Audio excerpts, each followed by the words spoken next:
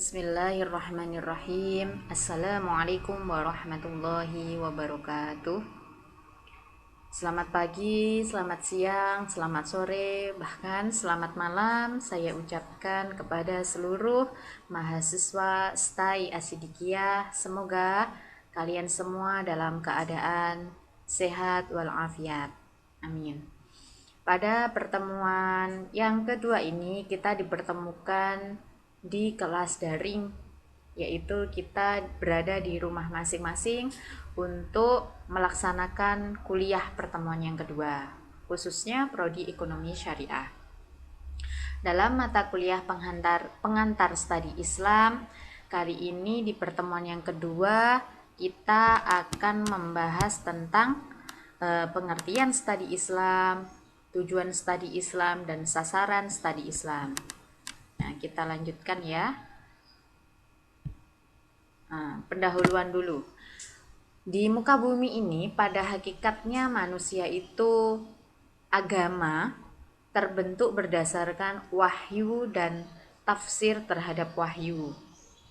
Contohnya agama Islam, wahyunya Al-Quran, dan terdapat beberapa tafsir terhadap wahyu tersebut, terhadap Al-Quran, untuk kita melaksanakan ajaran-ajaran agama Islam. Yang kedua, manusia kerap kali berbeda dalam memahami wahyu. Perbedaan ini muncul karena perbedaannya kapasitas keilmuan yang dimilikinya serta konteks dan budayanya. Tidak dapat dipungkiri bahwasannya dalam suatu agama, contohnya saja agama Islam, wahyunya Al-Quran. Beberapa tokoh, beberapa ulama menafsirkan Al-Quran, suatu ayat Al-Quran itu bisa saja berbeda, bisa saja sama. Kemungkinan keberbedaan ini ada. Karena apa? Karena kapasitasnya juga berbeda. Kapasitas apa? Kapasitas keilmuannya. Yang selanjutnya adalah konteks keberadaan tempat tinggalnya itu di mana, bisa jadi seperti itu konteks itu, dan budayanya. Budaya setiap manusia itu atau setiap golongan manusia itu berbeda tergantung dari lingkungan yang mempengaruhi keberadaan manusia itu. Seperti itu ya. Jadi kita itu harus ya saling menghormati, bagaimana, karena memang hakikatnya manusia itu berbeda. Selanjutnya harapan dari mata kuliah ini diharapkan mahasiswa itu yang pertama sebagai pengantar mata kuliah ini, pengantar mengkaji Islam agar memahami fenomena perbedaan di kalangan umat manusia sehingga tidak mengalami shock culture. Jadi tidak kaget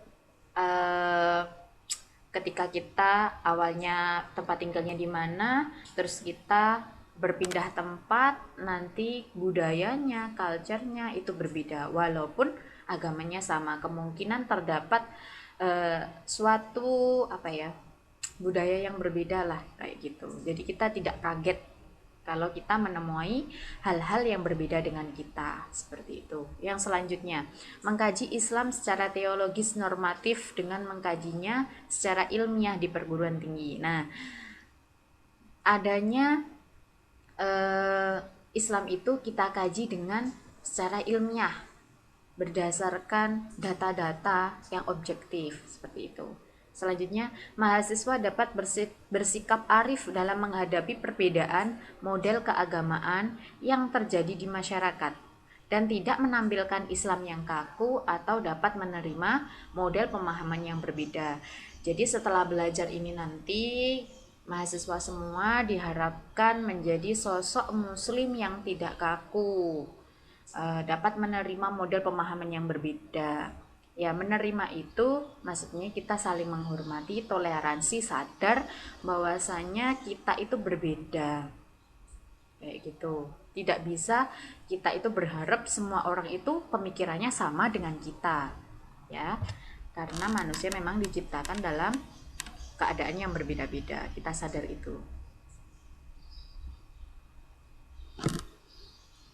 Oke, selanjutnya kita akan belajar tentang pengertian studi Islam. Pengertian studi Islam ya, terdiri dari dua kata yaitu Islam dan studi. Nah, kalau Islam sudah paham ya semuanya apa pengertian Islam itu. Nah, kita bahas nih. Islam berasal dari bahasa Arab. Salima aslama Islam artinya berserah diri, selamat atau memelihara diri dalam keadaan selamat. Harun Nasution mengatakan bahwa Islam adalah agama yang ajaran-ajarannya diwahyukan Tuhan kepada manusia melalui Nabi Muhammad SAW sebagai Rasul. Saya rasa untuk pengertian Islam ini semuanya sudah mengerti, semuanya sudah tahu.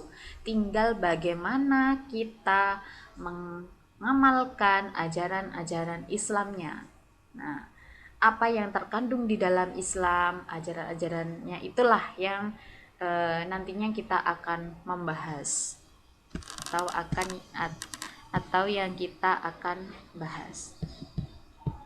Selanjutnya kita membahas tentang Islam. Secara etimologi, kajian tentang hal-hal yang berkaitan dengan keislaman itu adalah pengertian studi Islam secara etimologi.